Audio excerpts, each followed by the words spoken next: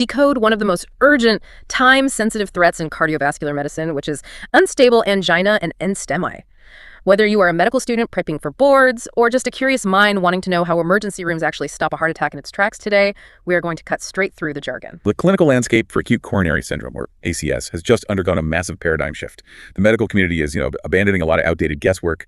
We are moving entirely toward rapid, risk-stratified precision medicine. Which is amazing, but to understand how these new treatments work, we kind of have to look closely at the plumbing first, right? Yeah, exactly. We have to know exactly what is happening inside the walls of the coronary arteries. So if we pull back the curtain on this, the driving force behind all of these conditions is a mechanical failure called plaque rupture. Right, and the single most important concept to internalize today is that stable angina, unstable angina, and a full-blown STEMI heart attack they aren't three completely distinct diseases. Wait, they aren't? No, not at all. They are just one disease, which is atherosclerosis, the buildup of cholesterol plaque in the arteries. It's just expressing itself at three different stages of severity. Oh, I see. The actual crisis begins the moment a previously stable, quiet plaque suddenly tears open. That rupture exposes the messy inside of the plaque to the bloodstream. And the bloodstream really doesn't like that, does it? Not at all. The inside of a plaque is highly thrombogenic. It immediately triggers the body to form a blood clot right over the tear. I always think of the coronary artery as a major highway. If you have stable angina, it is like having a permanently closed lane due to construction. That's a great way to visualize it. Right, because the narrowing is fixed. It only causes a traffic jam when the demand for blood flow is incredibly high, like when you are running on a treadmill. The supply of blood is restricted, but it is steady and predictable. And that is what we call demand-driven ischemia. The heart demands more oxygen, but the narrowed pipe simply can't deliver it. But the moment that plaque ruptures, the picture changes entirely. Because of the clot. Exactly. Yeah. Now, a partial or transient blood clot has formed over the rupture. This creates supply-driven ischemia. It is an acute, unpredictable drop in the blood supply itself, completely independent of what the patient is doing. Continuing that highway analogy, unstable angina and NSTEMI are like a sudden car accident that partially blocks the remaining open lanes. It's chaotic. It can happen at midnight when you are, completely fast asleep. Right, there's no warning. And then the final, most severe stage, a STEMI, which stands for ST elevation myocardial infarction. That is a collapsed bridge. The blood clot has completely sealed off the artery. Nothing is getting through, and the entire thickness of the heart muscle wall starts to die. That visual perfectly captures the stakes. And because unstable angina and NSTEMI both involve that same partial blood clot, that unpredictable car accident, they look identical clinically. So the doctor can't tell the difference just by looking at you? No.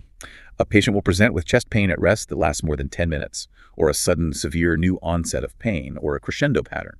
That means pain that they used to only feel while jogging is now happening when they're just walking to the mailbox. But I have to ask, if a physical blood clot is actively forming inside the heart, suffocating the muscle, why do we hear so many terrifying stories about silent heart attacks or patients getting sent home with the wrong diagnosis? Shouldn't a starving heart muscle guarantee that classic crushing chest pain? What's fascinating here is how wildly the human nervous system varies, especially in specific populations. Like who? For women, the elderly and diabetic patients, the classic textbook symptom of heavy chest pressure radiating to the left arm might be completely absent. Diabetics, for instance, often have neuropathy. Oh, nerve damage. Exactly. Nerve damage that literally blunts the perception of cardiac pain. Which means the typical warning system is just completely disconnected. Precisely. And this is why a massive index of suspicion is required.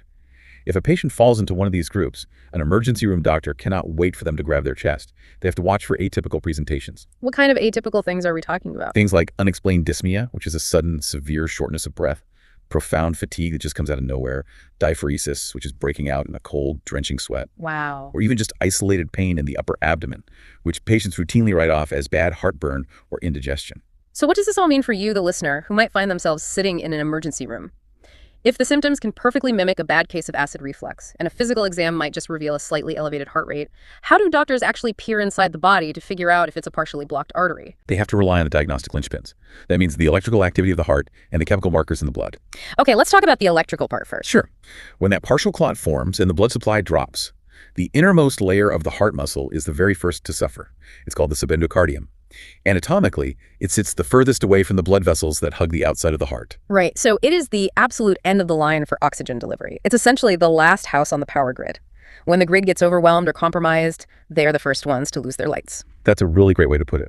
When that innermost layer is starved, it produces a very specific distress signal on an electrocardiogram, or ECG. We see things like ST segment depression or T-wave inversion. So the ECG machine draws a different kind of squiggle. Exactly. These electrical signatures tell us that the injury is confined to that vulnerable inner layer. It hasn't spread through the entire heart wall yet, because if it did, that's what would cause the massive ST elevation seen in a full STEMI bridge collapse. But our sources highlight a massive, dangerous trap here regarding the ECG. It is incredibly important for everyone to understand that a completely normal ECG does not mean you are safe. Not at all. Because ST segment depression only actually shows up in about 1/3 of these patients. You could have a totally normal ECG while a clot is actively growing in your chest. Which is terrifying, and it brings us to the absolute game changer in modern cardiology and the central focus of the 2025 guidelines. The blood tests. Yes. If the symptoms are ambiguous and the ECG is entirely normal, the ultimate way to definitively split unstable angina from an anasthema relies on high-sensitivity cardiac troponin. Troponin is, it's a structural protein inside heart muscle cells, right? Like it shouldn't be in your blood at all. Exactly. If it is in your blood, it means heart cells have ruptured and died, spilling their contents. But the timeline shift our sources talk about here is just staggering. Yeah, the timeline shift is crazy. It used to be that patients had to sit in an emergency room bed for a painfully long 6 to 12 hours, waiting for serial blood tests to see if their troponin levels were rising, just sitting there, staring at the ceiling, wondering if your heart was quietly dying. The psychological toll of that waiting period was immense, not to mention the actual physical danger of delaying treatment. But modern high-sensitivity troponin assays, often abbreviated HSCTN, have completely eliminated that agonizing wait. Because they're just that much better now. They are marvels of modern diagnostics. They can detect microscopic, trace amounts of this protein in the blood.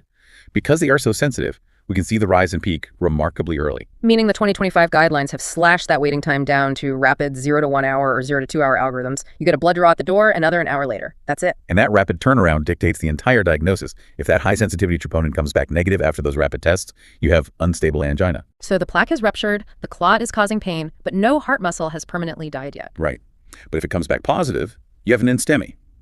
Actual irreversible cell death has occurred in that subendocardial layer. And because these new tests are acting like a microscope compared to the old magnifying glass, they are actually reshaping medical definitions. Yeah, that's a key point. Patients who a decade ago would have been told they just had unstable angina because their cell death was too small to detect are now accurately being diagnosed with an NSTEMI. That increased sensitivity means we catch the damage earlier and take it much more seriously. It has fundamentally revolutionized hospital triage. So let's say the 1 hour blood test comes back positive. The patient has an NSTEMI, the partial clot is sitting there. How do doctors stop that partial blockage from turning into a full-blown STEMI? Because anyone who has watched a medical drama over the last 20 years has probably heard doctors shouting the acronym MRNA down the hallways: morphine, oxygen, nitroglycerin, aspirin. Right, the famous Manetta. But our sources are emphatic here. Routine Manetta is dead. Right, completely dead. It is entirely obsolete. Medicine has moved to a much more precise protocol represented by the acronym BANOM, B-A-N-O-M. The old MONA protocol was a blanket approach that actually caused harm in certain situations. BANOM reflects a much more nuanced understanding of cardiovascular pharmacology. I want to break down why BANOM replaced MONA, starting with the B, which is blood thinner, specifically aspirin.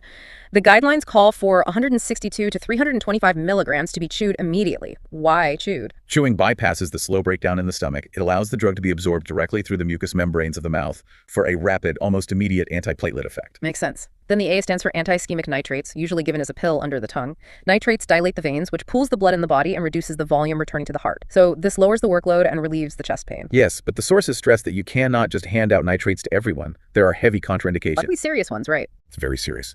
If the patient has severe low blood pressure, or if an ECG shows a right ventricular infarct, giving them a nitrate will tank their blood pressure so fast it could literally be fatal. Wow. The same is true if they've used a PDE5 inhibitor recently. Those are drugs like sildenafil for erectile dysfunction. Combining those with nitrates causes catastrophic vasodilation. Okay, the N in BANOM is where things really diverge from the movies. It stands for no routine oxygen. Historically, they strapped an oxygen mask on every single chest pain patient walking through the doors. Why did they stop doing that? Because it turns out that too much oxygen is actually toxic to a struggling heart. Wait, oxygen is toxic? In this context, yes. Hyperoxia, or excess oxygen in the blood, generates free radicals and actually causes the coronary arteries to constrict. So it shrinks the blood supply even further. That's the exact opposite of what you want. Exactly. Under the 2025 guidelines, you only administer supplemental oxygen if the patient's oxygen saturation actively drops below 90%. That makes total sense. Now, the O in BANOM is perhaps the biggest shift for the cardiology world. It stands for omit pre-treatment. What exactly does that mean? Historically, if doctors suspected a clot, they would load the patient up with a massive dose of a P2Y12 inhibitor, which is a very aggressive antiplatelet drug, before the patient even went to the operating room to have their arteries looked at. Come on now. Now, the 2025 guidelines explicitly classify this routine pre-treatment as a class 3. Harm if an early invasive strategy is planned. Harm, because if they open up the patient's arteries in the catheterization lab and realize a simple stent isn't going to fix it. Exactly. If the angiogram shows complex multivessel disease that requires immediate open heart bypass surgery, the patient is now full of heavy antiplatelet drugs. You cannot perform a safe bypass surgery on a patient whose blood fundamentally cannot clot. It creates a massive life-threatening bleeding risk on the operating table. Precisely. So now doctors omit that pretreatment. They wait until they actually see the coronary anatomy on the screen before deciding to deploy those specific drugs. And finally, the M is for morphine. Instead of handing it out immediately, like in Mona, it is now strictly a rescue drug. It's reserved as a last resort for severe pain that simply refuses to respond to nitrates. So Bantam stabilizes the acute crisis. But to fundamentally halt the progression of the disease and tame the ruptured plaque, the management rests on 3 pharmacologic pillars. Okay, let's go through the pillars. The first pillar is anti-ischemic therapy. This includes the nitrates we discussed, but also beta blockers, which forcibly slow the heart rate down to reduce the oxygen demand. Though, I should add, they are strictly withheld if the patient is in cardiogenic shock or has active asthma. The second pillar is antiplatelet therapy. This is dual antiplatelet therapy, or DOPT. It's aspirin combined with that P2Y12 inhibitor we mentioned, but only deploy it once the anatomy is known. Right, and our sources point to a landmark trial here called ISAR REACT-5. Oh yeah, the drug comparison. Yes. It proved that a specific drug called prasugrel is vastly superior to the older standard, ticagrelor, for patients who are getting a stent. It reduces the chances of another ischemic event without a massive penalty to bleeding. Good to know. And the third pillar is anticoagulant therapy. Drugs like fondaparinux, enoxaparin, or unfractionated heparin. And it's crucial to understand why we use both the second and third pillars at the same time. Antiplatelets and anticoagulants sound the same, but they're fundamentally different mechanisms. They really are. It's essentially like fighting a chemical fire. Your anticoagulants are the water hose. They stop the liquid chemical coagulation cascade in the blood from building a fibrin web. But the antiplatelets are the flame-retardant foam. They stop the actual physical platelet cells from clumping together and sticking to the site of the ruptured plaque. You need both the water and the foam simultaneously to get the situation under control. Exactly. Once the fire is contained with those 3 pillars, the patient reaches what is known as the risk gate. The risk gate. Yes, because the patient is stable on the drugs. But a massive question remains. Do we need to physically go in and fix the artery with surgery? And if so, how fast? Well, the old guidelines used to grant doctors this comfortable intermediate 72-hour window to just sort of watch the patient and see how things developed. But reading through the 2025 updates, that window has been completely obliterated. The wait-and-see approach is gone. The stratification is now entirely binary, relying on rigorous calculations like the Theme-1 GRACE scores. The GRACE score in particular is incredibly robust at predicting mortality, and it strictly dictates the surgical timeline. So if the 72-hour wait is gone, how fast are we talking for the worst-case scenarios? For the absolute highest risk patients, the guidelines mandate an immediate invasive strategy. That means getting them into the catheterization lab for an angiogram in less than 2 hours. Less than 2 hours, and that is fast. It is a race against time. We identify these patients using the mnemonic SHOCK.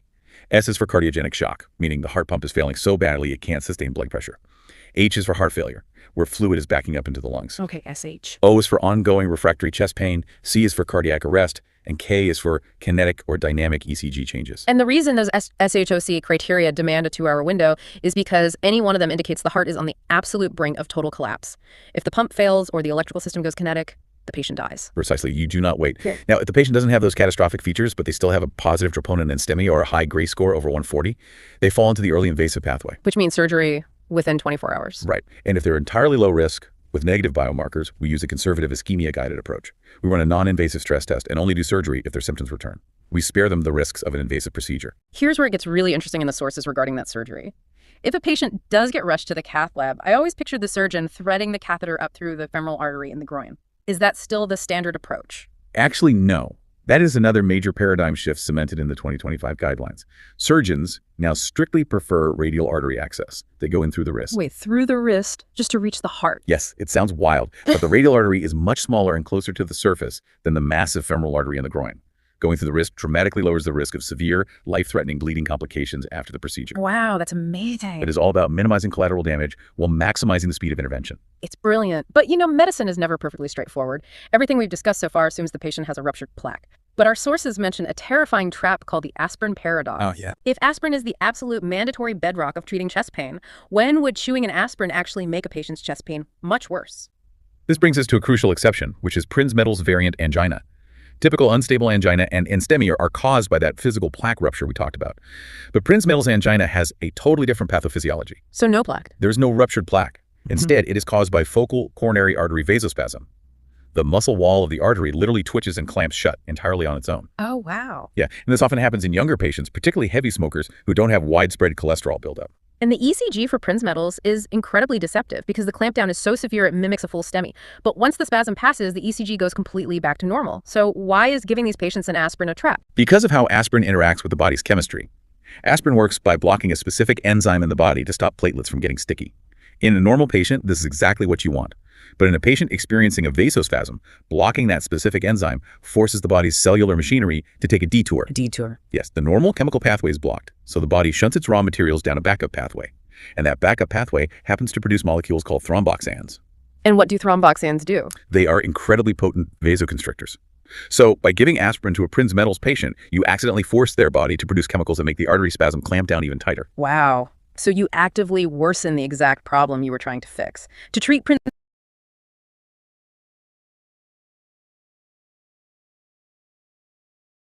Prinzmetal's, you have to leave the aspirin alone and rely heavily on nitrates and calcium channel blockers to forcibly relax the muscle wall of the artery. Exactly. Understanding the underlying mechanism dictates the entire therapy. Okay, so we've navigated the chaotic emergency room, survived the catheterization lab, and dodged the diagnostic traps. But the deep dive doesn't end when the patient walks out of the hospital doors, right? Right. Post-discharge care is managed through the ABCDE mnemonic, covering everything from blood pressure control to diet. But the 2025 guidelines introduced a few highly specific and somewhat counterintuitive updates for secondary prevention. Let's look at statins. The guidelines dictate that a high-intensity statin, like atorvastatin or rosuvastatin, must be started immediately upon discharge. But the surprising part is that they mandate this regardless of what the patient's baseline cholesterol looks like. Even if their lipid panel looks perfectly healthy on paper, they get a high-intensity statin. Why? Because in the aftermath of an acute coronary syndrome, statins are doing much more than just lowering cholesterol. They have pleiotropic effects. Meaning they do multiple things at once. Exactly. They actively cool down inflammation within the blood vessel walls and chemically stabilize the cellular environment of the remaining plaques. We wanted an aggressive target, an LDL cholesterol below 55 milligrams per deciliter. Another major change is the duration of the blood thinners, the dual antiplatelet therapy. For years, the golden rule was a blanket 12 months of DAPT for everyone, but the 2025 guidelines threw that out. They did. We now recognize that keeping a patient on heavy blood thinners for a year carries a massive bleeding risk. The duration is now uniquely individualized. So no more one-size-fits-all. No. If a patient is evaluated and deemed to have a high risk of bleeding, early de-escalation of those antiplatelets is explicitly recommended. We tailor the therapy to the patient, not to a generic calendar. And finally, depending on how much permanent damage was done to the heart muscle before the doctors could intervene, we have to evaluate the ejection fraction, which is simply a measure of how efficiently the heart is pumping blood. Right. If the ejection fraction drops below 35%, the patient is left in a very precarious state. They're at an extremely high risk for sudden cardiac death from a lethal electrical arrhythmia. To protect them, they might need an automated implantable cardioverter defibrillator, or AICD, surgically implanted in their chest. But the sources are clear. They cannot get that defibrillator right away. They have to wait at least 40 days post-MI or 90 days if they received a stent. Why the massive delay if they're at such high risk? Because the heart muscle is in a state of shock. We call it stunned myocardium. In the immediate aftermath of a heart attack, the pumping function is artificially low due to the physical trauma. You have to give that stunned muscle 40 to 90 days to potentially heal and recover its function before you commit to surgically implanting a permanent device. Well, we have covered an immense amount of ground today. We've mapped out the treacherous physical transition from a stable plaque to an acute rupture. We explored how the high-sensitivity troponin revolution shrank diagnosis times from 12 agonizing hours down to just 1. We broke down why the classic Mona protocol was thrown out in favor of Banam, and how the modern surgical time clock eliminated the wait-and-see approach. If we connect this to the bigger picture, it is truly astounding how far cardiovascular medicine has advanced. We have evolved from the blind guesswork and delayed reactions of early cardiology into an era of highly individualized, rapid response molecular medicine. We aren't just treating chest pain anymore. We're intercepting the disease at the biochemical level. It really is incredible. But I want to leave you, our listener, with a final thought to ponder as we wrap up this deep dive. We've seen how the shift from a 6-hour blood test to a 1-hour high-sensitivity test completely reshaped how hospitals triage patients, saving countless lives by catching microscopic cell death early. But technology never stops moving. Right, it's always evolving. So, as wearable technology rapidly advances, what happens when your smartwatch can continuously monitor for those exact same microscopic, high-sensitivity cardiac biomarkers right in your sweat or your interstitial fluid? Will the future of acute coronary syndromes bypass the emergency room entirely? That is a fascinating thought. Imagine a world where your phone sends you a notification warning you of an unstable plaque actively rupturing days before you ever feel that first subtle twinge of atypical pain. Suddenly, that sudden cinematic chest grab we talked about at the beginning might become a complete relic of the past. Instead of waiting for a heart attack to happen, we might just get an alert to stop the accident before the cars even crash. Thank you for joining us on this deep dive. Stay curious, keep exploring, and we'll see you next time.